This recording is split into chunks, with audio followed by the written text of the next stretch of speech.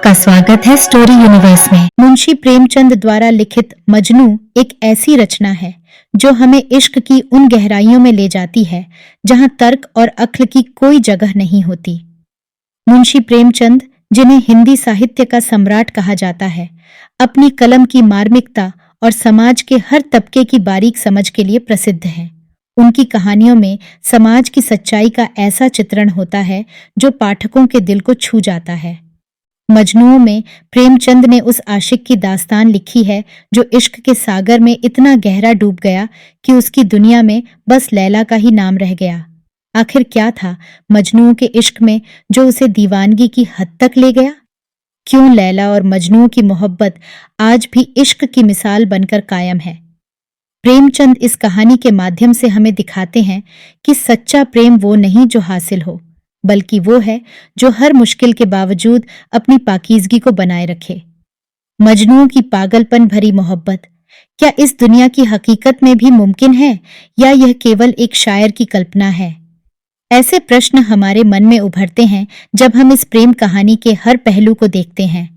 यह कहानी पाठकों को सोचने पर मजबूर कर देती है कि क्या आज के युग में भी ऐसा निस्वार्थ प्रेम संभव है? तो चलिए शुरू करते हैं। चारी मजनू फारसी और अरबी इश्क की दुनिया का बादशाह है, मगर उसकी दास्तान पढ़कर ताज्जुब होता है कि उसे यह जगह कैसे मिल गई। न कोई दिलचस्पी है और न कोई वाकया, बस वह आशिक पैदा हुआ, आशिक जिया और आशिक मरा, गोया उसकी जिंदगी ही इश्क थी। इससे गरज नहीं कि इतिहास हमें उसका हवाला देता है या नहीं। इतिहास हुस्न और इश्क का जिक्र नहीं करता। हाँ, ये सब जानते हैं कि बड़े से बड़े नाम पैदा करने वाले, बड़े से बड़े मुल्क जीतने वाले को वह अमर जीवन नहीं मिला। उसके नाम पर शायर का कलम झूमता है, उसके नाम से इश्क की दुनिया कायम है, वरना अब ऐसे आशिक कहाँ। वह आशिकों की आहों, उम्मीदों, नाउम्मीदी, पागलपन, आत्मविस्मृति की जिंदा तस्वीर है। वह खुद एक कवि की सुंदर कल्पना है। फारस और अरब के शायरों ने आशिक के लिए जो जगह कायम की है, मजनू उसी का हकदार है। वहां का आशिक एक लंबा, कमजोर, दुबला पतला आदमी होता है।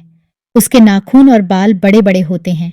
बदन पर कोई कपड़ा नहीं होता, और अगर होता है तो गरेबाओं से दामन तक फटा हुआ, आंखों से आंसुओं को नदी जारी, गाल पीले, नाखून से बदन खसोटे हुए, जमीन पर खाक धूल में लौटता हुआ, पागल, मतवाला, हद से ज्यादा कमजोर दिल, मस्त ऐसा कि माशूक को भी न पहचाने, पहाड़ों और जंगलों में खाक छाने, न कुछ खाए न पिए, खाए तो गम, पिए तो आंसू, हवा के सहारे जिंदा रहे। ये आशिकों की खासियतें हैं और मजनू में ये खासियतें हद को पहुंच गई हैं। पुराने जमाने के हीरों का आम कायदा है कि वह उसी वक्त पैदा होते हैं जब उनके निराश माँ बाप पहुंचे हुए फकीरों और अल्लाह के दोस्तों की चौखटों पर माथा रगड़ते रगड़ते बूढ़े हो जाते हैं। मजनू ने भी यही ढंग अपनाया। आप पैदा हुए तो बाप ने सारी दौलत लुटा दी। यह बच्चा माँ के पेट से आशिक पैदा हुआ, बूढ़ी दाई की गोद में उसे चैन न आता, रो रो कर दुनिया सिर पर उठा लेता, मगर जब कोई खूबसूरत औरत गोद में लेती तो आप खिल जाते। बाद आइए खुद नमी शुदे राम, बेमहरुख न दाश्ता राम। अपनी दाई के बस में नहीं आता था और किसी चंद्रमुखी के बिना चैन न लेता था। गर सौते खुशश बगोश रफ्ते, आ तिफल दमे जे होश रफ्ते। अगर कोई अच्छी आवाज सुनता तो झूम उठता और मस्त हो जाता। ज्योतिषियों ने जब इस आशिक लड़के का सितारा देखा तो बोले कि यह उठती जवानी में पागल हो जाएगा। कान तिफलव सेले रोजगारे, दीवाना शब्द जे बेहरयारे। जमाने के बहाव के साथ दीवाना हो जाए किसी माशूक के इश्क में। दर इश्क के बुते फसाना गर्दद, रुस्वा शुदये जमाना गर्दद। माशूक के इश्क में कहानी की तरह सारी दुनिया में मशहूर हो जाएगा। लेकिन फितदश गहे जबानी, दरसर हवसे चुना के दानी हातिफी। लेकिन जब उस पर जवानी आएगी तो उसके सर में एक हवस पैदा हो जाएगी जिसे इश्क कहते हैं। अज इश्क बुते नजंद गर्दद, दीवाना ओ मुस्तमंद गर्दद। इश्क में बदनाम, पागल और परेशान होगा। जब लड़के की पढ़ाई का वक्त आया तो माँ बाप ने उसे मकतब में बिठा दिया। इस मकतब में कुछ लड़कियां भी पढ़ती थीं। लैला उनकी रानी थी, हुस्न और नजाकत में लाजवाब। आशिक मजनू ने उसे छांटा। दोनों मकतब में बैठे बैठे इशारे नजारे करते। इश्क रंग लाने लगा। समझदार लड़के और लड़कियों को एक ही मकतब में पढ़ाना ठीक है या नहीं, इस सवाल पर राय कायम करने में यह दास्तान पढ़ने वालों को बहुत दिक्कत नहीं हो सकती। आ गुलशने हुस्न राब एक बार, शुद्ध कैस बनकदे जांग खरीददार। कैस यानी मजनू इस हुस्न के बाग को फौरन ही अपनी जान की कीमत देकर खरीदने पर तैयार हो गया। लैला चू रफीके खेश दीदश, ऊ नीज ब मेहरे दिल खरीदश। लैला ने जब मजनू को अपना दोस्त पाया तो उसने भी उसे अपने दिल की मेहरबानी से मोल ले लिया। इश्क आमद अव दर्द सीना जाकर्द, खुद रा बदो यार आशना कर्द। इश्क आया और सीने में दर्द की जगह पैदा की और अपने आप को दोनों से परिचित कराया। दर खाने सब्र आतश उफ्ताद, शुद्ध खिरमने नंगो नाम बर्बाद। सब्र की जगह पर आग गिर पड़ी और इज्जत आबरू का खलिहान बर्बाद हो गया। धीरे धीरे यह भेद लड़कों पर खुल गया। चर्चा फैली। लैला की मां ने यह हालत देखी तो लड़की को मकतब से उठवा लिया। समझाने लगी, गुफ्तश के शनीदम अज फलाने का शुफ्तई तू शूदी जवाने। मैंने किसी से सुना है कि तू किसी जवान पर आशिक हो गई है। वी हम के तू न्यूज असीरे रूए, आजुर्दाजे जख्मे तीरा रूए। और यह भी कि तू इश्क में फंसी तो उसके जो काला सियाह है। गिरम बदत हजार आशिक, माशूका शुदंजे तूचे लायक। मैंने माना कि तेरे हजारों आशिक हैं, लेकिन तुझे किसी का आशिक होने की क्या जरूरत। दुख्तर कि बईनो आन शीनद, जुजरूस यही दिगर नबीनद। लैला ने मां की बात न सुनी और सिवाय मुंह काला करने के कोई सूरत नजर न आई। गुलरा शरफ ओ लताफते हस्त, चंदा के न कर्द कस बदूदस्त। फूल की इज्जत और उसकी नजाकत तभी तक है जब तक कि कोई उसे न छुए। आ कम के गिरफ्त आ कर्द पूयश, अज दस्त बेफगनद बकुयश। जैसे ही आदमी ने उसको छुआ और सूंघा, हाथ में रखने के बदले मोहल्ले में फेंक दिया। तरसम के छू गर्दद ई खबर फाश, बदनाम शवी मियाने अब्बाश। मैं डरती हूं कि अगर यह बात फैली तो तू बदमाशों में बदनाम हो जाएगी। सूफी की रवद ब मजलिसे में, वक्ते बचकरत प्याला बरवे। सूफी जब शराब की मजलिस में जाता है तो वह छलकता हुआ शराब का प्याला चढ़ा जाता है। आ कस की मगज जे कासा रानद, नाखरुर्दन ओ खुर्दनश न दांत खुसरो। वह आदमी जो प्याले में से मक्खी निकाल देता है तो वह उसका खाना और नहीं खाना नहीं जानता, यानी खाना न खाना बराबर समझता है। मगर लैला पर इन नसीहतों का वही असर हुआ जो आशिकों पर हुआ करता है। उसने फौरन इन बातों से अपने को अनजान जताया। भोली भाली लड़की बन गई और कहने लगी, अम्मा इश्क क्या होता है। कै मादर दहर इश्क गोचीस्त, माशूक कुदाम व आशिकम कीस्त। ऐ मेरी माँ, इश्क क्या चीज है, मैं किसकी आशिक हूं और मेरा माशूक कौन है। आ इश्क गुलिस्त दूर बहारे, या नाम दिहेस्त दूर दयारे। वह इश्क बहार का कोई फूल है क्या, या किसी मुकाम का नाम है।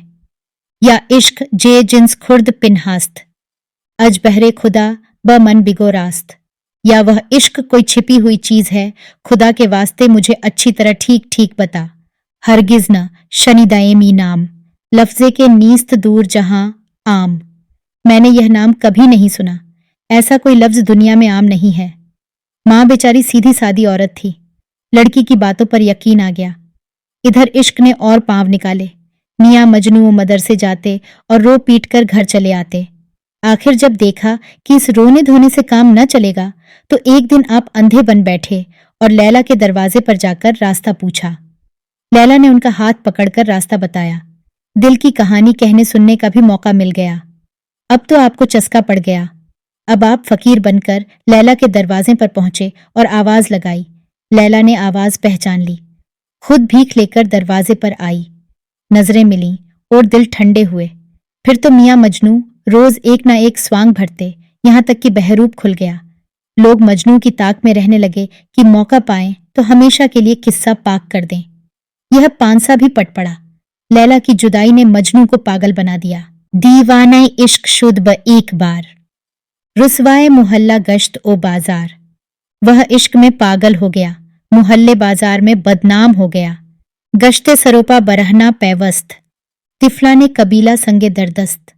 हमेशा नंगे पांव और नंगे सर रहता और कबीले के बच्चे उसे पत्थर मारते। दरकू बफुगा जे संगे ऐशा, दरखाना बजां जे पंदे खेशा। मोहल्ले में उनके पत्थरों से परेशान और घर में घर वालों की नसीहत से तंग, हर हर सरे को हो फसाने ऊ, दर हर महफिले तराने ऊ। हर पहाड़ की चोटी पर उसी की कहानी थी और हर महफिल में उसी का तराना था। मजनू का इतना बुरा हाल देखा तो बाप को फिक्र हुई। पहले तो समझते रहे कि यह इश्क यूं ही है, होश आएगा तो आप ही असर जाता रहेगा। मगर जब देखा कि हर रोज रंग गाढ़ा होता जाता है तो एक दिन आपने मजनू से पूछा, तुम्हारी यह क्या हालत है, क्या फिक्र है, इस पागलपन का क्या सबब है? अगर इश्क ने सताया है तो माशूक कौन है? परवाने शोले चे शमई, आशुफ्ताए गुलरुखे चे जमई। तू किस चिराग के शोले का परवाना है और किस फूल जैसे गालों वाले का आशिक है? आहुए कुदाम लाला जारत, कर्द अज नजरे चुनी शिकारत। तेरा हिरण किस बाग का है जिसने एक निगाह में तुझे शिकार कर लिया? मगर मजनू की अकद्ल बिल्कुल ठिकाने न थी। बाप को भी न पहचान सका। पूछने लगा, तुम कौन हो, कहां से आए हो? और जब मालूम हुआ कि यह बुजुर्ग मेरे बाप हैं तो बोला, मजनू गुफ्तश बिगो पिदर चीस्त, गैरज लैला कसे दिगर कीस्त। मजनू ने उससे कहा, बाप क्या चीज है, सिवाय लैला के दूसरा कौन है? नामत जे मय कि इश्क दादश, अज मादरो अज पिदर बयादश। उसको इश्क ने जो शराब पिलाई है उसमें वह माँ बाप को भूल गया है। बेटे का तो यह हाल, बूढ़े बाप ने नसीहतों का दफ्तर खोल दिया। दुनिया की ऊंच नीच सुझाई, कमाल पैदा करने की नसीहत की और अपनी लंबी चौड़ी बातें औरतों की बेरुखी और मक्कारी पर खत्म की। जी शेफ्तगी व खामकारी, बिसियार कशीजे दहरखारी। इस मोहब्बत और ना तजुर्बकारी की वजह से तू दुनिया में बहुत बेइज्जत होगा। खाही चू सादते ग्रामी, दानिश तलब ओ बुलंद नामी। अगर तू चाहता है कि खुशु किस्मत हो तो इल्म और बड़ा नाम हासिल कर। अखणों की जवानों होशमंदी, बायत तलबीदन अर्जुमंदी। अभी तू जवान और समझदार है, तुझे चाहिए कि इज्जत और नाम पैदा करे। फरदा की शवी बसाने मनपीर, अफसोस खुरीव नीस्त तदबीर।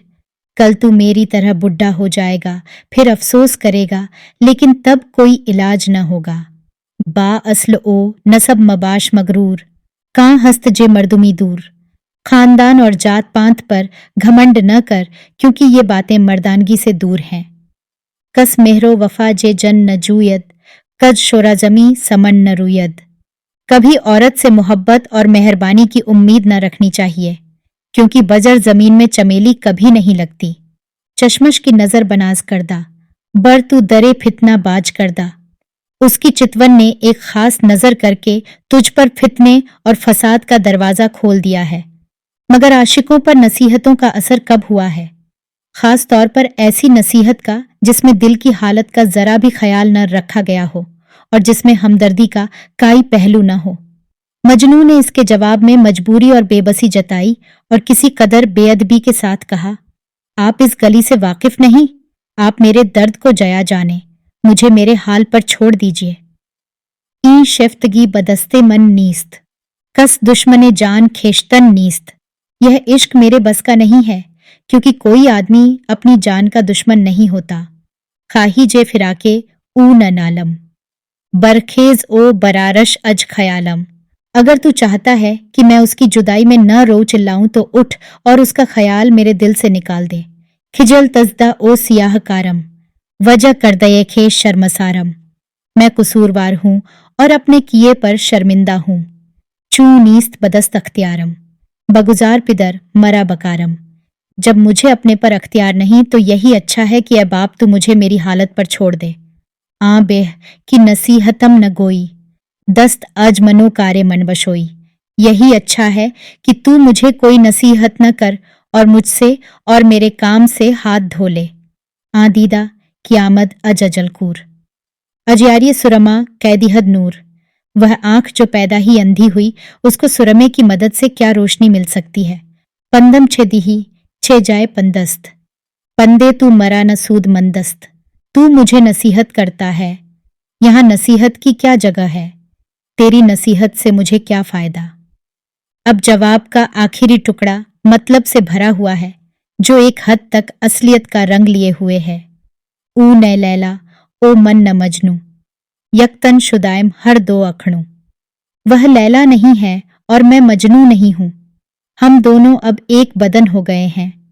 उधर लैला की हालत भी खराब थी, दिन रात रोती धोती रहती थी।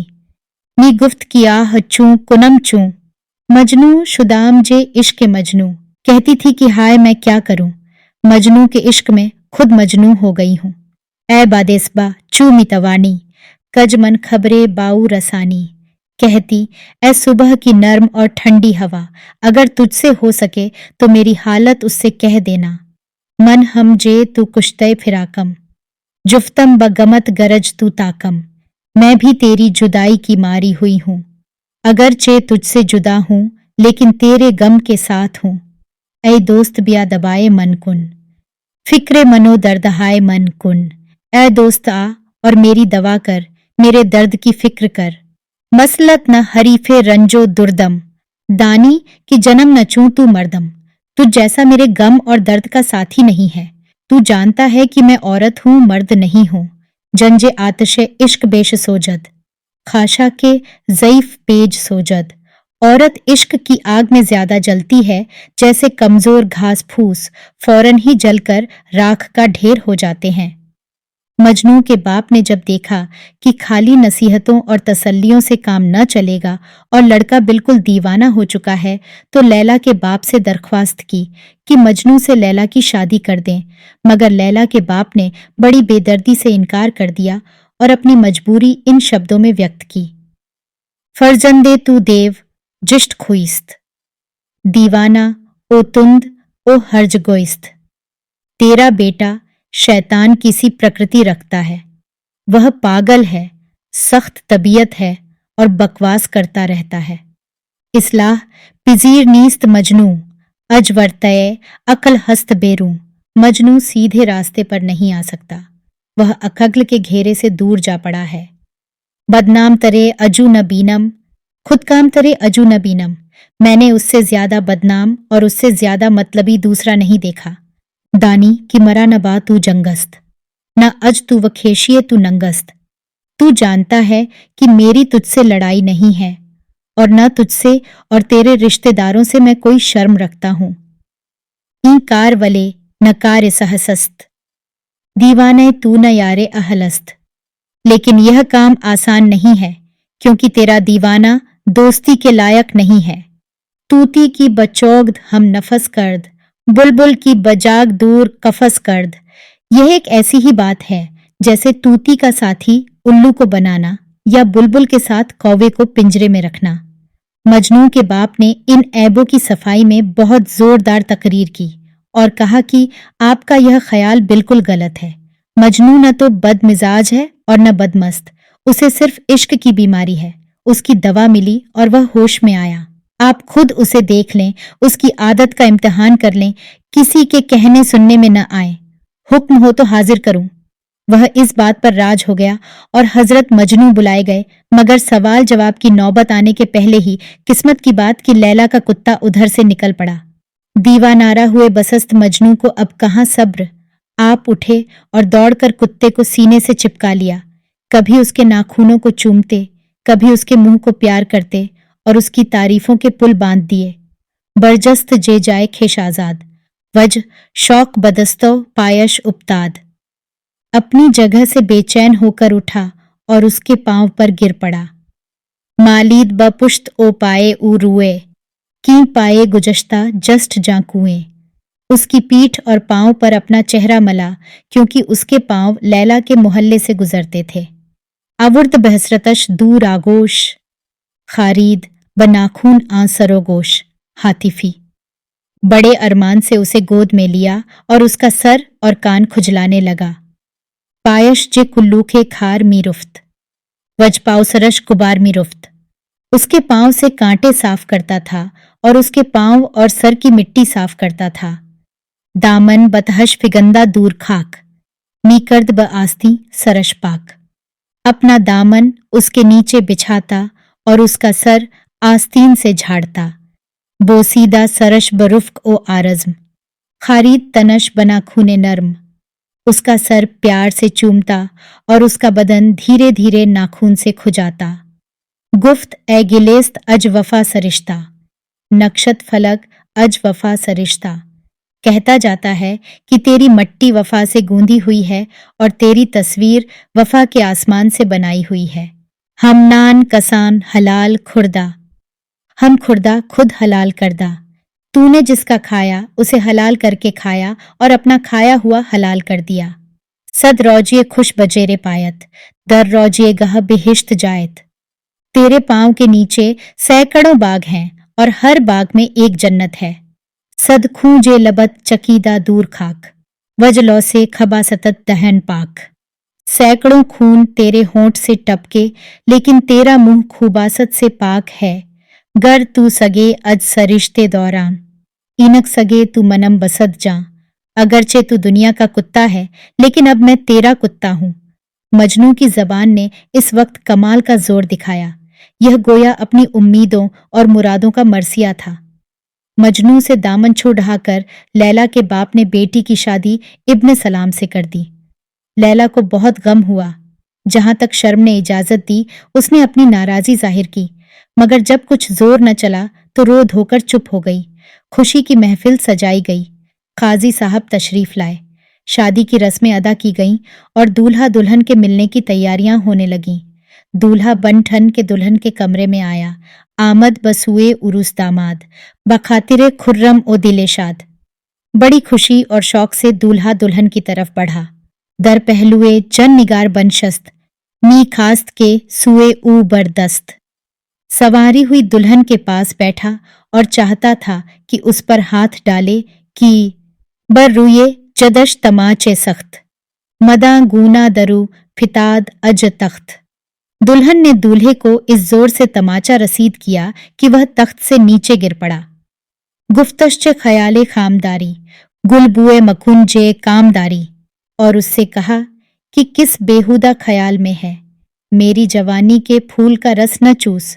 ई तख्त मुकामे ताजदारीस्त, की खुतबा बनामे शहरयारीस्त। हातिफी, यह मुकाम ताजदार का है और यह खुतबा बादशाह का। लैलिश चुना तमाचे जद कि उफ्ताद मर्द मुर्दा बेखुद। लैला ने उसके इस जोर से तमाचा मारा कि वह मुर्दे की तरह गिर पड़ा। यहाँ किस्से में कुछ विरोध है। निजामी और हातिफी कहते हैं कि लैला की शादी इब्ने सलाम से हुई और दोनों की एक राय है कि लैला ने अपने लालची शौहर के मुंह पर तमाचा मारा। आखिर वह गरीब चांटा खाकर भाग खड़ा हुआ और तलाक के सिवा कोई सूरत नजर न आई। मगर खुसरो फरमाते हैं कि मजनू की शादी नूफल की लड़की से हुई। नूफल शायद मजनू के कबीले का सरदार था। उसे मजनू की परेशानी पर तरस आया। मजनू की तरफ से लैला के बाप के पास शादी का पैगाम भेजा और इनकार की हालत में लड़ाई की धमकी दी। लैला का कबीला भी लड़ाई में एक ही था। लड़ाई हुई और लैला का बाप हारा, मगर जब उसके कबीले वालों ने इस मार काट को खत्म करने के लिए लैला को मार डालना चाहा तो मजनू बेताब हो गया। उसने नूफल से दरख्वास्त की कि खुदा के वास्ते इस हंगामे को खत्म कीजिए।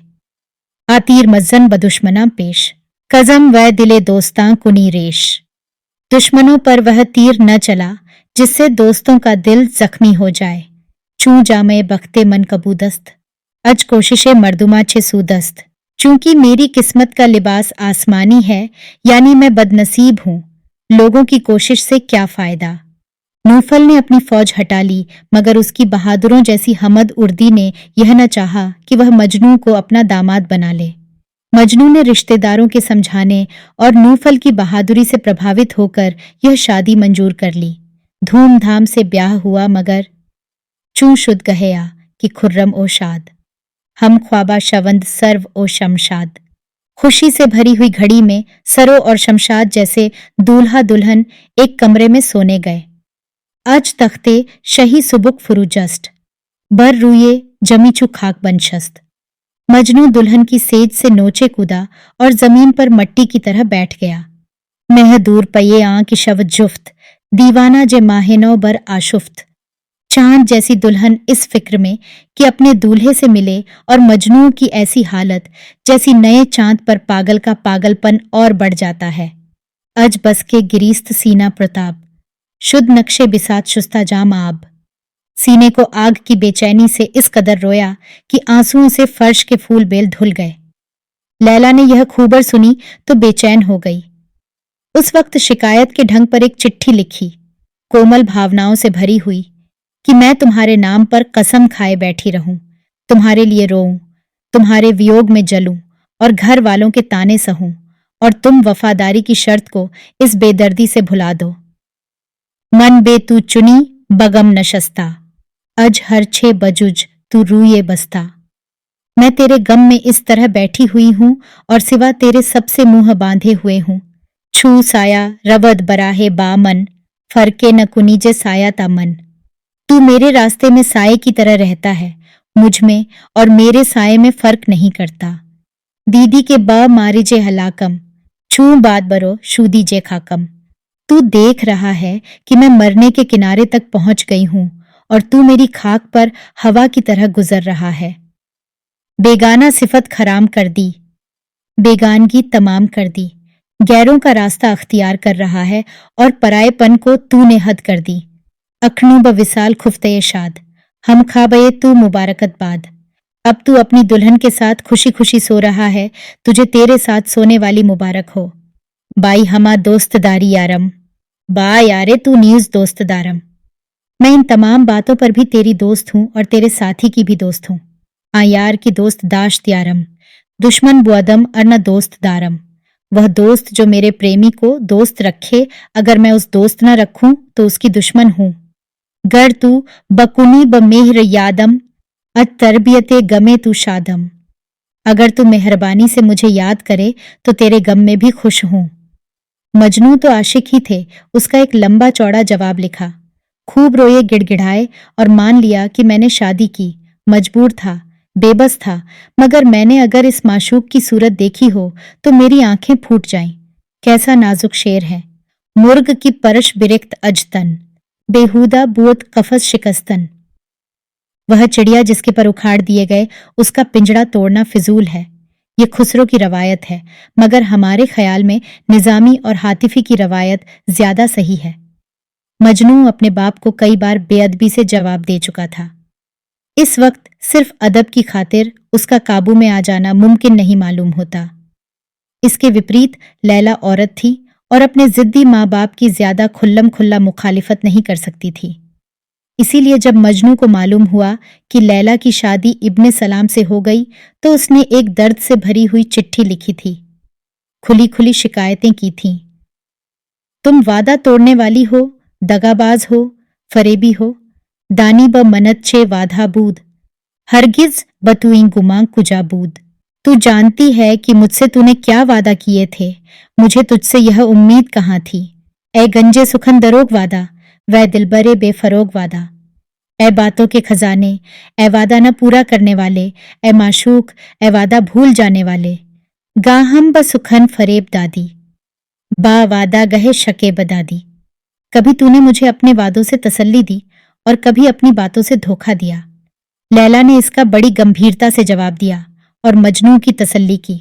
आजकल के उर्दू शायरी वाले माशूकों की तरह खंजर हाथ में न लिए रहती थी, वफा की शर्त और कायदे को जानती थी। अफसाने कस न करदा अमगोश, पस खुर्द ये कस न करदा अमनोश। मैंने किसी की बातों पर यकीन नहीं किया और न किसी का झूठा खाया है। दानी कि मरा बतू वयारे, दर बस तने अग्द इख्तियारे। तू जानता है कि मेरी तुझसे दोस्ती है, अपनी शादी करने के लिए तुझे अख्तियार है। चीजें कि बर इख्तियारे मनबूद, जा मुदहयत न गश्ता खुशनूद। जो चीज की मेरे बस में थी उससे तेरा दुश्मन खुश न हुआ। कम कुंजे शर्मसारम, मन खुद जे तू इनफेयाल दारम। ज्यादा गुस्सा न हो, मैं शर्मिंदा हूं, मुझे खुद तुझसे संकोच होता है। इश्क की बीमारी बढ़ती गई, पहले तो कैसी मजनू थे, अब लैला भी मजनू, पागल बनी। शर्म और हया की रोकथाम कम हुई। उसने एक दिन सपना देखा कि मजनू आया है और बहुत दर्द भरे, दिल के टुकड़े कर देने वाले अंदाज में अपनी गम की दास्तान सुना रहा है। रोता है और उसके तलुओं से आंखें मलता है। यह सपना देखते ही बेचैनी के मारे लैला की आंख खुल गई। उसने दिल को फूंक देने वाली एक आह भरी और सुबह होते ही शर्म हया पर लात मारकर अपने ऊंट पर सवार होकर नज्द का रास्ता लिया और पागलों की तरह मजनू को ढूंढने लगी। आह, इस आग ने मजनू को बिल्कुल घुला डाला। ऐसा कमजोर हो गया था कि लैला उसे पहचान न सकी। घुटनों पर सर झुकाए एक चट्टान का तकिया बनाए खुले मैदान में जहां न कोई पेड़ न छाया वह बैठा हुआ था। उसकी मोहब्बत का ही असर था कि जंगल के खूनी जानवर हिरणों के साथ उसके आसपास बैठे थे। ऊंट इन जानवरों को देखते ही भागा, मगर लैला फुर्ती से कूद पड़ी और जानवरों के बीच में से निर्भय निकलकर मजनू के पास खड़ी हो गई और उसकी सेवा शुश्रूषा करने लगी।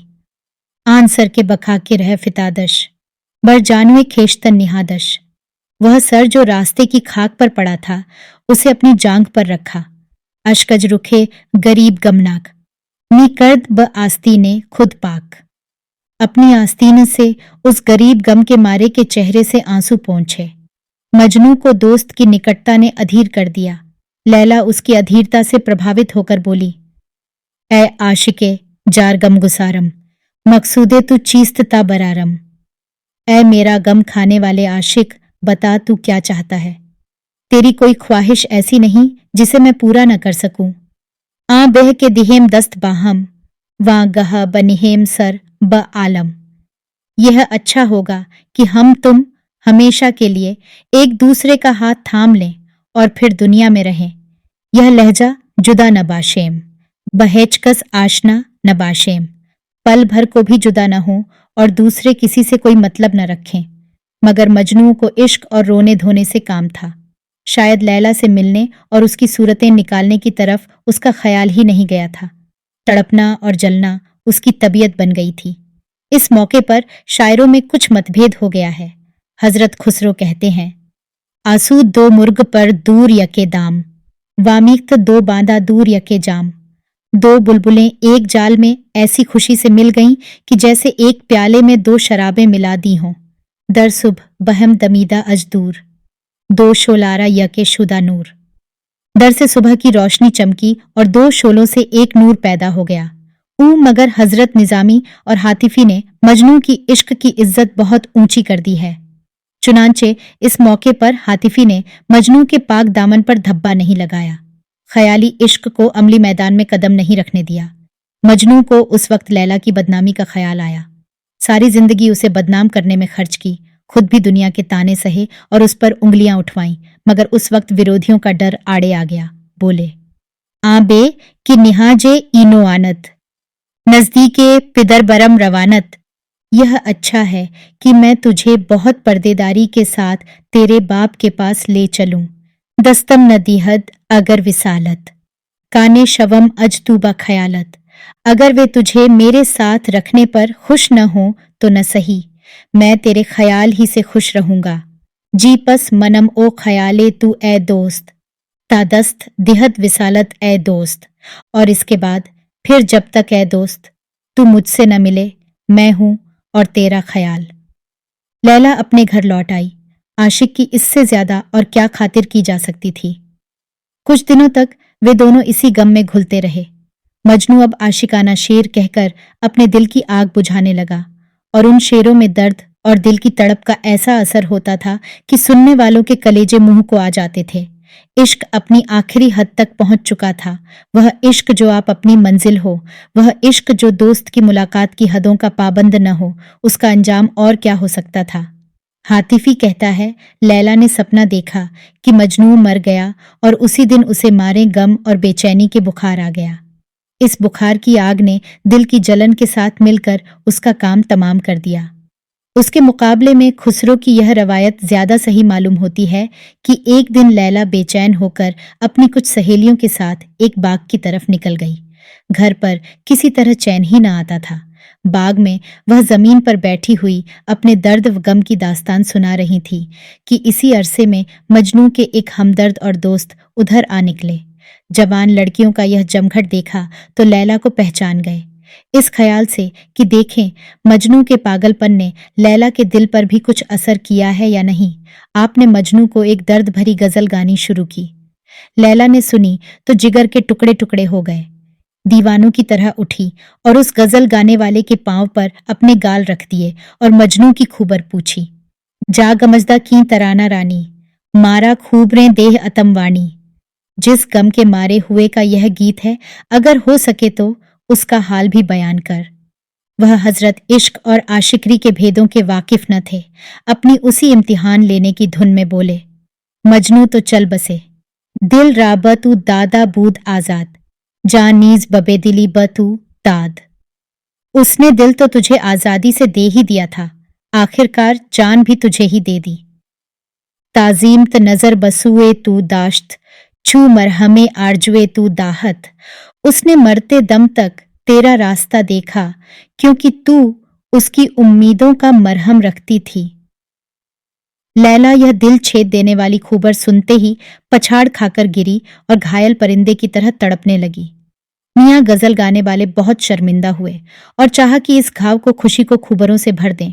मजनू अभी जिंदा हूं, नज्द में उसकी दर्द भरी आवाज अब भी सुनाई दे रही है। मैंने तो परखने के लिए झूठ मूठ कह दिया था। मगर इन बातों का लैला के दिल पर कुछ असर न हुआ।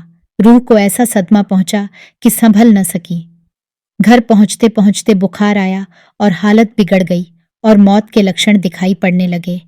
मरते वक्त उसने अपनी मां को बुलाया और उससे बेअदबी और अपनी शरारतों की माफी मांगने के बाद यह आखिरी गुजारिश। छू अज पये मरकदे निहानी, पोशी ब लिबासे आजहानी। जब तू मुझे कब्र में रखने के लिए उस दुनिया का लिबास पहनाए, अजदामने चाक यारे दिल सोज, यक पारा ब्यार ओ दूर कफन दोज। तो मेरे दिल जले दोस्त के दामन का एक टुकड़ा भी कफन में सी देना। ताबा खुद अजा मुसाहिब ते पाक, पैवंदे वफा बरम तहे खाक खुसरो। ताकि मैं उस पाक दोस्त के साथ वफादार रहने का रिड़ता खाक में भी ले जाऊं। रोजे की बक्सरे जावेदानी, रू आरम अजी सराय फानी। जिस दिन कि अपने उस हमेशा कायम रहने वाले महल यानी कब्र में इस सराय फानी दुनिया से जाऊं। आवाज देह आ असीरे मारा, वहां कुश्तये जख्मे तीर मारा। तू मेरे उस कैदी, मेरे तीर के जख्मी को आवाज देना। अहवाल मेरा चुना के दानी, गोई बतरी के तर्जुमानी। और जैसा कि तू मेरी हालत को जानती है, ज्यों ही त्यों उससे कह देना। बरगोई की शमए जा गुदाजा, वह चश्मो चिरागे इश्क बाजा। और कहना कि ऐ जान पिघलाने वालों के चिराग, ऐ इश्क वालों की आंख के नूर। लैला जे गमे तू रफ्त दूर खाक, पाक आमद ओ रफ्त हम चुना पाक। लैला तेरे गम में खाक में चली गई, वह जैसी पाक आई थी वैसी ही पाक चली गई। संगेश की बरसरे मजारस्त, अज कोहे गमे तू यादगारस्त। वह पत्थर जो उसकी कब्र पर है, वह तेरे गम के पहाड़ की यादगार का एक टुकड़ा है। मजनू ने जब यह जानलेवा खूबर सुनी तो सर के बाल नोचता, रोता पीटता लैला के मकान की तरफ दौड़ा। उस वक्त लैला का जनाजा जा रहा था, अपने पराए जनाजे के पीछे थे। मजनू जनाजे के आगे आगे हो लिया और हंसता गजलें गाता चला। मौत की खुशी इसी को कहते हैं। आशिक के नजारे चुना दीद, बर्दाश्त कदम कि हम इनाम दीद। आशिक ने यह सीन देखा, कदम उठाए कि अपने दोस्त को साथ देखा। दर पेश जनाजा रफ्त खंदा, नए दर्द नए दागे दर्दमंदा। जनाजे के आगे आगे हंसता हुआ चला, न अपना गम और न गम खाने वालों का ख्याल। नज्म अजसरे वज्द हाल मी खांद, खुश खुश गजलें विसाल भी खांद। जोश के साथ शेर पढ़ता और बहुत खुश होकर पिया मिलन की गजल गाता था। इस ढंग से वह कब्र तक गया। जब रिश्तेदारों ने लैला की लाश कब्र में रखी तो मजनू कूदकर अंदर बैठ गया। लोग उसकी इस तहजीब के खिलाफ हरकत पर आग हो गए। तलवारों के वार किए कि छोड़कर भाग जाए, मगर वहां मजनू कहाँ था, सिर्फ उसकी खाक थी। आखिर एक दुनिया छाने हुए बुजुर्ग ने उन बेअक्लों को समझाया, कीन कार न शहवतो हवाइस्त, सिर्रे जे खुजीन्य ख्युदाइस्त। ये काम झूठे इश्क और दिखावे की चाह का नहीं है, यह तो एक भेद है खुदा के खजाने का। वरना बहवस कसे न जुयद, कज जाने अजीज दस्त शुयद। वरना झूठे इश्क में कोई अपनी प्यारी जान से हाथ नहीं धोता। खुश वक्त कसे के अज दिले पाक, दर राहे वफा चुनी शवद खाक। भाग्यवान है वह आदमी जो पाक दिल के साथ वफा की राह में इस तरह खाक हो जाए। गर आशिकरी ई मुकाम दारत, तकवब जहां चे नाम दारत। अगर इश्क यह मुकाम रखता है तो दुनिया में तकवा यानी पाक जिंदगी गुजारना और किस चीज का नाम है। ताहर दो न दूर मुगाक पूदंद, जे आलाइशे नफ्स पाक पूदंद। यहाँ तक कि दोनों खाक का ढेर ही नहीं हुए बल्कि दिल की सारी गंदगियों से पाक हो गए। दाहम मी कुंद हाले जेशां, दर गर्दने माँ बबालेशां। उनसे हमारा हाल परेशान और गर्दन भारी है। इस तरह इश्क की यह अमर कहानी खत्म होती है। इसमें कथा की न मौलिकता है न ख्यालों की बुलंदी, मगर मजनू का कैरेक्टर जैसा कि शायरों ने खींचा है, ख्याली होने पर भी दिलचस्प है। निजामी ने तो इन दोनों प्रेमियों को खुदा के गहरे दोस्तों की महफिल में बिठाया है और उनका जिक्र बड़े अदब और इज्जत से करते हैं। उनका मजनू बहुत पाक और ऊंचे कैरेक्टर का आदमी है जिसका इश्क बेखोट और दिल की बुराइयों से साफ सुथरा है। पागल और मस्त था मगर उसने इंसानियत की हद से बाहर कदम न रखा। जब कभी आशिक और माशूक मिले हैं उन्होंने इज्जत आबरू की शर्तों की बड़ी सख्ती से पाबंदी की है। अलबत्ता खुसरो ने इस कैरेक्टर को इंसानी कसौटी की तरफ खींचा है। इसमें जरा भी शक की गुंजाइश नहीं कि मजनू शारीरिक प्रेम की मंजिलें तय करके आध्यात्मिक प्रेम तक पहुंच गया था जहां मैं और तू का भेद नहीं रहा। सालिके इश्क कामिले बूद, दीवाना न बूद आकिले बूद। वह इश्क की राह का पहुंचा हुआ मुसाफिर था, पागल न था, अक्ल वाला था। दागश न जे आतशे फतीला, दर्दश न जे गुलरुखे कबीला। उसका दाग आग न था और उसका दर्द यानी इश्क फूल जैसी सूरत वालों से न था। सरमस्त न अज शराबे अंगूर, दर रक्स न अज सदाये तंबूर। वह अंगूर की शराब से मस्त न था और सितार की आवाज पर नहीं झूमता था। बेहोश जे बादये दिगर बूद, अज जामे मुराद बेखूबर बूद। वह किसी और ही शराब से बेहोश था और अपनी मुराद की शराब के प्याले से चूर था। रफाते शां की दाश्त मजनू, बूद अज दर्जाते अखडल बेरू। मजनू जो ऊंची शान रखता था वह अखल की पहुंच से बाहर है। प्रेम एक बड़ा कोमल भाव है जो इंसान को नर्म दिल बना देता है। जिस वक्त नूफल लैला के कबीले से लौट रहा था और मजनू ने मार काट का बाजार गर्म देखा तो उसका दिल पसीज गया। उसने फौरन लड़ाई बंद करवा दी। एक बार उसने माली को सरों का पेड़ काटते देखा और उसे अपनी कीमती अंगूठी देकर पेड़ को आरे की तकलीफ से बचाया। इसी तरह बहेलिये को कई हिरन जाल में फंसाए लाते देखा और उसे अपना घोड़ा देकर उन बेजबानों को जान बचाई। गर्दन मजनश की बेवफा नीस्त, दर गर्दने ऊ रसन रवा नोस्त। उनकी गर्दन न मार क्योंकि वह बेवफा नहीं है और उनकी गर्दन में रस्सी डालना मुनासिब नहीं है।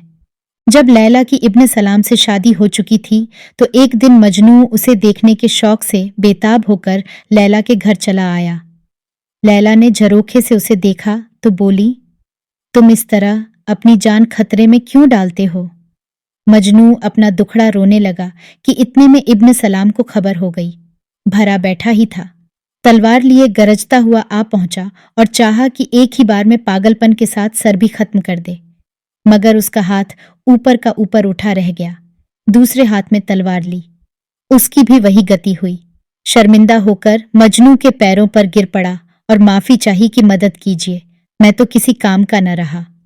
मजनू ने जवाब दिया, औजार कसाम मसाज पेशा, काजुर्दगियत रसद हमेशा। लोगों को तकलीफ न पहुंचा क्योंकि इससे तुझे हमेशा तकलीफ पहुंचती रहेगी। और वहां से चला आया। बंदिश के लिहाज से यह दास्तान जुलेखा की दास्तान से ज्यादा कद्र के काबिल नहीं, मगर इसके प्रेम का स्थान बहुत ऊंचा है। प्रेम की असफलता फारसी शायरों का तरीका है और मजनू से ज्यादा अच्छी इसकी कोई मिसाल नहीं। आशा करते हैं कि यह कहानी आपको बहुत पसंद आई होगी। ऐसी और कहानियां सुनने के लिए जुड़े रहिए हमारे चैनल स्टोरी यूनिवर्स के साथ। धन्यवाद। लैला ने उसके इस जोर से तमाचा मारा कि वह मुर्दे की तरह गिर पड़ा। यहाँ किस्से में कुछ विरोध है। निजामी और हातिफी कहते हैं कि लैला की शादी इब्ने सलाम से हुई और दोनों की एक राय है कि लैला ने अपने लालची शौहर के मुंह पर तमाचा मारा। आखिर वह गरीब चांटा खाकर भाग खड़ा हुआ और तलाक के सिवा कोई सूरत नजर न आई। मगर खुसरो फरमाते हैं कि मजनू की शादी नूफल की लड़की से हुई। नूफल शायद मजनू के कबीले का सरदार था। उसे मजनू की परेशानी पर तरस आया। मजनू की तरफ से लैला के बाप के पास शादी का पैगाम भेजा और इनकार की हालत में लड़ाई की धमकी दी। लैला का कबीला भी लड़ाई में एक ही था। लड़ाई हुई और लैला का बाप हारा। मगर जब उसके कबीले वालों ने इस मार काट को खत्म करने के लिए लैला को मार डालना चाहा तो मजनू बेताब हो गया। उसने नूफल से दरख्वास्त की कि खुदा के वास्ते इस हंगामे को खत्म कीजिए। आतीर मज्जन बदुश्मना पेश, कज़म व दिले दोस्तां कुनी रेश।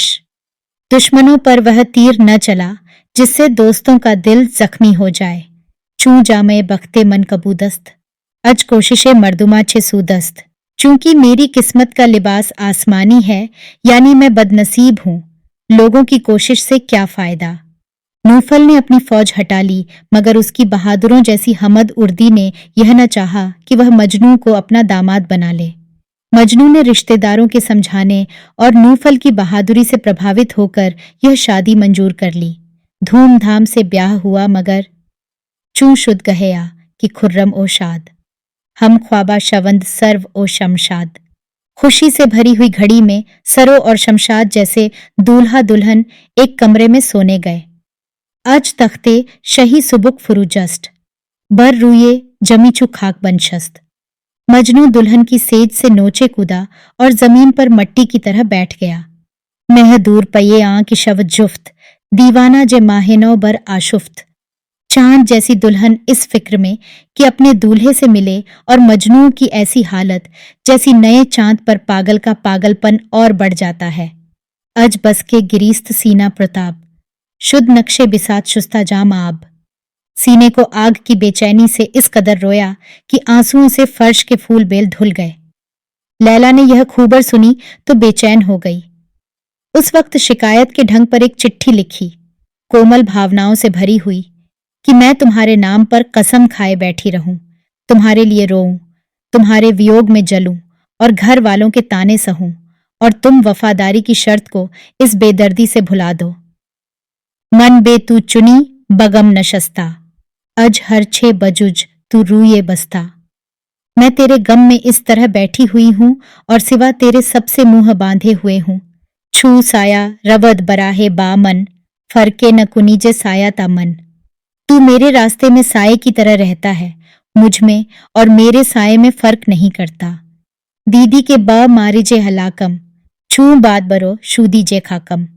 तू देख रहा है कि मैं मरने के किनारे तक पहुंच गई हूं और तू मेरी खाक पर हवा की तरह गुजर रहा है।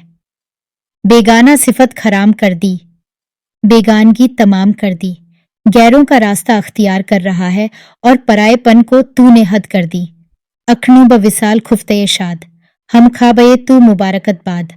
अब तू अपनी दुल्हन के साथ खुशी खुशी सो रहा है, तुझे तेरे साथ सोने वाली मुबारक हो। बाई हमा दोस्तदारी यारम, बा यारे तू न्यूज दोस्तदारम। मैं इन तमाम बातों पर भी तेरी दोस्त हूं और तेरे साथी की भी दोस्त हूं। आ यार की दोस्त दाश्त यारम, दुश्मन बुअदम और न दोस्त दारम। वह दोस्त जो मेरे प्रेमी को दोस्त रखे, अगर मैं उस दोस्त न रखूं तो उसकी दुश्मन हूं। गर तू बकुनी ब मेहर यादम, अ तरबियते गमे तू शादम। अगर तू मेहरबानी से मुझे याद करे तो तेरे गम में भी खुश हूं। मजनू तो आशिक ही थे, उसका एक लंबा चौड़ा जवाब लिखा। खूब रोए गिड़गिड़ाए और मान लिया कि मैंने शादी की, मजबूर था, बेबस था, मगर मैंने अगर इस माशूक की सूरत देखी हो तो मेरी आंखें फूट जाएं। कैसा नाजुक शेर है, मुर्ग की परश बिरिक्त अजतन, बेहुदा बुअत कफस शिकस्तन। वह चिड़िया जिसके पर उखाड़ दिए गए, उसका पिंजड़ा तोड़ना फिजूल है। ये खुसरो की रवायत है, मगर हमारे ख्याल में निजामी और हातिफी की रवायत ज्यादा सही है। मजनू अपने बाप को कई बार बेअदबी से जवाब दे चुका था। इस वक्त सिर्फ अदब की खातिर उसका काबू में आ जाना मुमकिन नहीं मालूम होता। इसके विपरीत लैला औरत थी और अपने जिद्दी माँ बाप की ज्यादा खुल्लम खुल्ला मुखालिफत नहीं कर सकती थी। इसीलिए जब मजनू को मालूम हुआ कि लैला की शादी इब्ने सलाम से हो गई तो उसने एक दर्द से भरी हुई चिट्ठी लिखी थी। खुली खुली शिकायतें की थीं। तुम वादा तोड़ने वाली हो, दगाबाज हो, फरेबी हो, दानी ब मनत छे वाधा बूद, हरगिज बतुई गुमा कुजाबूद। तू जानती है कि मुझसे तूने क्या वादा किए थे, मुझे तुझसे यह उम्मीद कहाँ थी। ए गंजे सुखन दरोग वादा, वह दिलबरे बेफरोग वादा। ए बातों के खजाने, ए वादा न पूरा करने वाले, ए माशूक, ए वादा भूल जाने वाले। गाहम ब सुखन फरेब दादी, बा वादा गहे शके बदादी। कभी तूने मुझे अपने वादों से तसल्ली दी और कभी अपनी बातों से धोखा दिया। लैला ने इसका बड़ी गंभीरता से जवाब दिया और मजनू की तसल्ली की। आजकल के उर्दू शायरी वाले माशूकों की तरह खंजर हाथ में न लिए रहती थी, वफा की शर्त और कायदे को जानती थी। अफसाने कस न करदा अमगोश, पस खुर्द ये कस न करदा अमनोश। मैंने किसी की बातों पर यकीन नहीं किया और न किसी का झूठा खाया है। दानी कि मरा बतू वयारे, दर बस तने अग्द इख्तियारे। तू जानता है कि मेरी तुझसे दोस्ती है, अपनी शादी करने के लिए तुझे अख्तियार है। चीजें कि बर इख्तियारे मनबूद, जा मुदहयत न गश्ता खुशनूद। जो चीज की मेरे बस में थी उससे तेरा दुश्मन खुश न हुआ। कम कुंज शर्मसारम, मन खुद जे तू इनफेयाल दारम। ज्यादा गुस्सा न हो, मैं शर्मिंदा हूं, मुझे खुद तुझसे संकोच होता है। इश्क की बीमारी बढ़ती गई। पहले तो कैसी मजनू थे, अब लैला भी मजनू, पागल बनी। शर्म और हया की रोकथाम कम हुई। उसने एक दिन सपना देखा कि मजनू आया है और बहुत दर्द भरे, दिल के टुकड़े कर देने वाले अंदाज में अपनी गम की दास्तान सुना रहा है। रोता है और उसके तलुओं से आंखें मलता है। यह सपना देखते ही बेचैनी के मारे लैला की आंख खुल गई।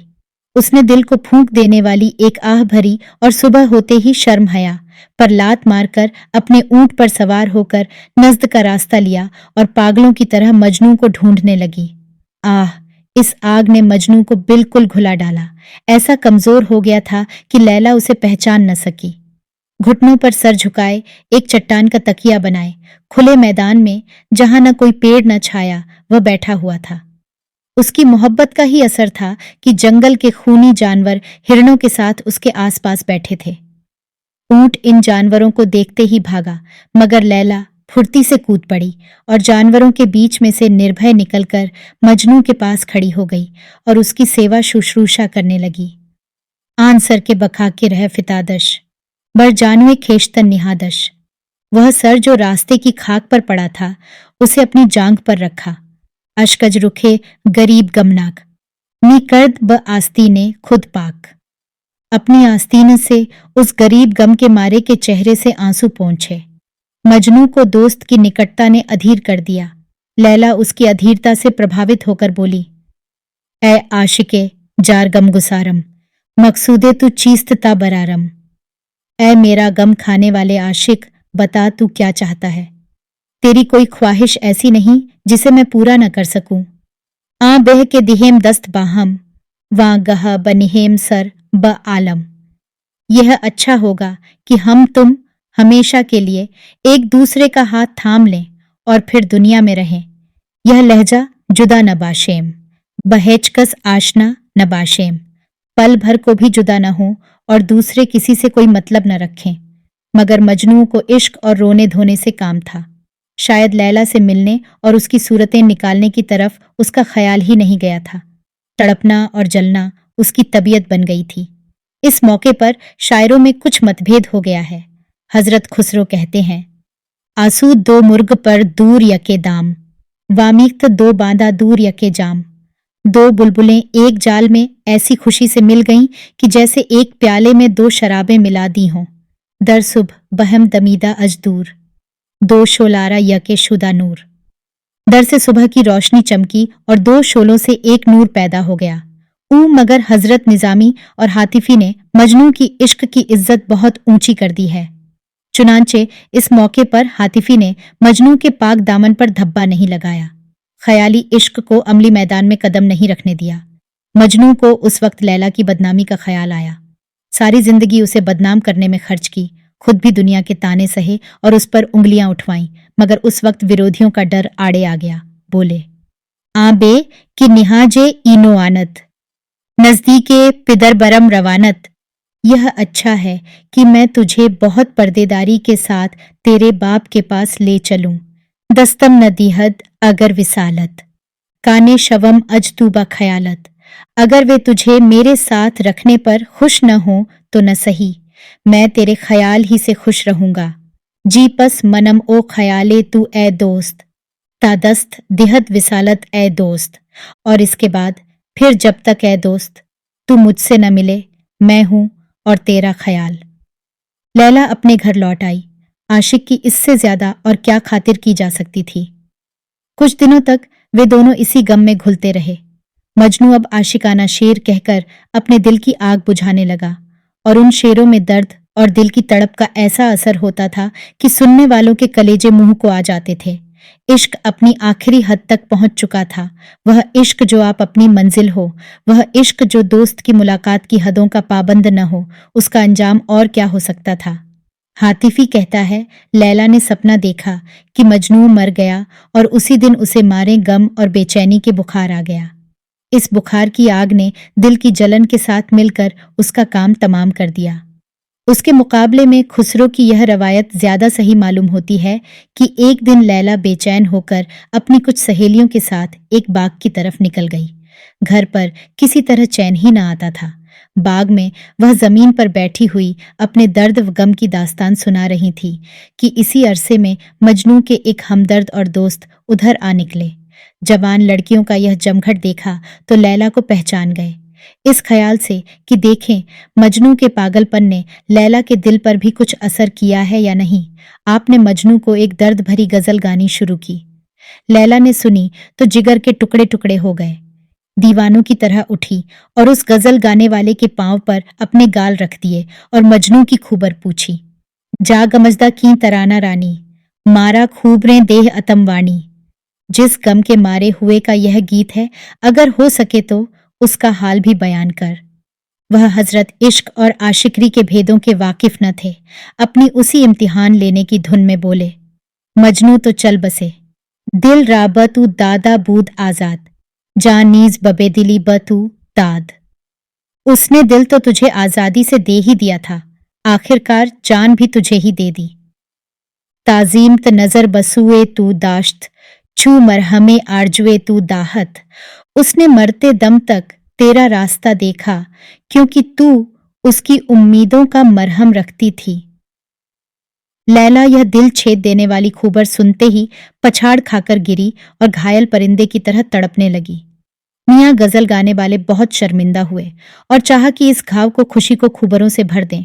मजनू अभी जिंदा हूं, नज्द में उसकी दर्द भरी आवाज अब भी सुनाई दे रही है।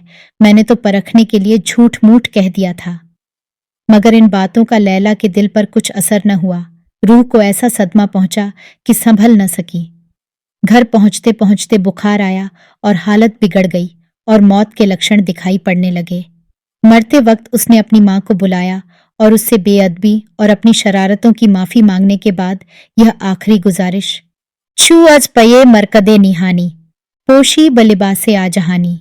जब तू मुझे कब्र में रखने के लिए उस दुनिया का लिबास पहनाए, अजदामने चा कियारे दिल सोज, यक पारा ब्यार ओ दूर कफन दोज। तो मेरे दिल जले दोस्त के दामन का एक टुकड़ा भी कफन में सी देना। ताबा खुद अजा मुसाहिब ते पाक, पैवंदे वफा बरम तहे खाक खुसरो। ताकि मैं उस पाक दोस्त के साथ वफादार रहने का ऋणता खाक में भी ले जाऊं। रोजे की बक्सरे जावेदानी, रू आरम अजी सराय फानी। जिस दिन कि अपने उस हमेशा कायम रहने वाले महल यानी कब्र में इस सराय फानी दुनिया से जाऊं। आवाज देह आ असीरे मारा, वहां कुश्तये जख्मे तीर मारा। तू मेरे उस कैदी, मेरे तीर के जख्मी को आवाज देना। अहवाल मेरा चुना के दानी, गोई बतरी के तर्जुमानी। और जैसा कि तू मेरी हालत को जानती है, ज्यों ही त्यों उससे कह देना। बरगोई की शमए जा गुदाजा, वह चश्मो चिरागे इश्क बाजा। और कहना कि ऐ जान पिघलाने वालों के चिराग, ऐ इश्क वालों की आंख के नूर, लैला जे गमे तू रफ्त दूर खाक, पाक आमद ओ रफ्त हम चुना पाक। लैला तेरे गम में खाक में चली गई, वह जैसी पाक आई थी वैसी ही पाक चली गई। संगेश की बरसरे मजारस्त, अज कोहे गमे तू यादगारस्त। वह पत्थर जो उसकी कब्र पर है, वह तेरे गम के पहाड़ की यादगार का एक टुकड़ा है। मजनू ने जब यह जानलेवा खूबर सुनी तो सर के बाल नोचता, रोता पीटता लैला के मकान की तरफ दौड़ा। उस वक्त लैला का जनाजा जा रहा था। अपने पराये जनाजे के पीछे थे। मजनू जनाजे के आगे आगे हो लिया और हंसता गजलें गाता चला। मौत की खुशी इसी को कहते हैं। आशिक के नजारे चुना दीद, बर्दाश्त कदम कि हम इनाम दीद। आशिक ने यह सीन देखा, कदम उठाए कि अपने दोस्त को साथ देखा। दरपेश जनाजा रफ्त खंदा, नए दर्द नए दागे दर्दमंदा। जनाजे के आगे आगे हंसता हुआ चला, न अपना गम और न गम खाने वालों का ख्याल। नज्म अजसरे वज्द हाल मी खांद, खुश खुश गजलें विसाल भी खांद। जोश के साथ शेर पढ़ता और बहुत खुश होकर पिया मिलन की गजल गाता था। इस ढंग से वह कब्र तक गया। जब रिश्तेदारों ने लैला की लाश कब्र में रखी तो मजनू कूदकर अंदर बैठ गया। लोग उसकी इस तहजीब के खिलाफ हरकत पर आग हो गए। तलवारों के वार किए कि छोड़कर भाग जाए, मगर वहां मजनू कहाँ था, सिर्फ उसकी खाक थी। आखिर एक दुनिया छाने हुए बुजुर्ग ने उन बेअक्लों को समझाया, कीन कार न शहवतो हवाइस्त, सिर्रे जे खुजीन्य ख्युदाइस्त। ये काम झूठे इश्क और दिखावे की चाह का नहीं है, यह तो एक भेद है खुदा के खजाने का। वरना बहवस कसे न जुयद, कज जाने अजीज दस्त शुयद। वरना झूठे इश्क में कोई अपनी प्यारी जान से हाथ नहीं धोता। खुशवक्त कसे के अज दिले पाक, दर राहे वफा चुनी शवद खाक। भाग्यवान है वह आदमी जो पाक दिल के साथ वफा की राह में इस तरह खाक हो जाए। गर आशिकरी ई मुकाम दारद, तकवा जहां चे नाम दारद। अगर इश्क यह मुकाम रखता है तो दुनिया में तकवा यानी पाक जिंदगी गुजारना और किस चीज का नाम है। ताहर दो नदूर मुगाक बूदंद, जे आलाइशे नफ्स पाक बूदंद। यहां तक कि दोनों खाक का ढेर ही नहीं हुए बल्कि दिल की सारी गंदगियों से पाक हो गए। दाहम मी कुंद हाले जेशां, दर गर्दने माँ बबालेशां। उनसे हमारा हाल परेशान और गर्दन भारी है। इस तरह इश्क की यह अमर कहानी खत्म होती है। इसमें कथा की न मौलिकता है न ख्यालों की बुलंदी, मगर मजनू का कैरेक्टर जैसा कि शायरों ने खींचा है, ख्याली होने पर भी दिलचस्प है। निजामी ने तो इन दोनों प्रेमियों को खुदा के गहरे दोस्तों की महफिल में बिठाया है और उनका जिक्र बड़े अदब और इज्जत से करते हैं। उनका मजनू बहुत पाक और ऊंचे कैरेक्टर का आदमी है जिसका इश्क बेखोट और दिल की बुराइयों से साफ सुथरा है। पागल और मस्त था मगर उसने इंसानियत की हद से बाहर कदम न रखा। जब कभी आशिक और माशूक मिले हैं, उन्होंने इज्जत आबरू की शर्तों की बड़ी सख्ती से पाबंदी की है। अलबत्ता खुसरो ने इस कैरेक्टर को इंसानी कसौटी की तरफ खींचा है। इसमें जरा भी शक की गुंजाइश नहीं कि मजनू शारीरिक प्रेम की मंजिलें तय करके आध्यात्मिक प्रेम तक पहुंच गया था, जहां मैं और तू का भेद नहीं रहा। सालिके इश्क कामिले बूद, दीवाना नबूद आकिले बूद। वह इश्क की राह का पहुंचा हुआ मुसाफिर था, पागल न था, अक्ल वाला था। दागश न जे आतशे फतीला, दर्दश न जे गुलरुखे कबीला। उसका दाग आग न था और उसका दर्द यानी इश्क फूल जैसी सूरत वालों से न था।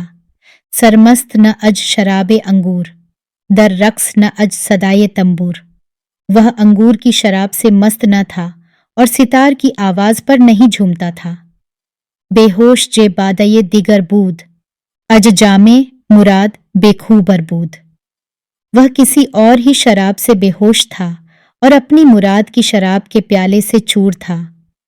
रफाते शां की दाश्त मजनू, बूद अज दर्जाते अखडल बेरू।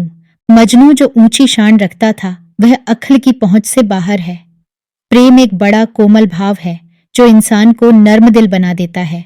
जिस वक्त नूफल लैला के कबीले से लौट रहा था और मजनू ने मार काट का बाजार गर्म देखा तो उसका दिल पसीज गया। उसने फौरन लड़ाई बंद करवा दी।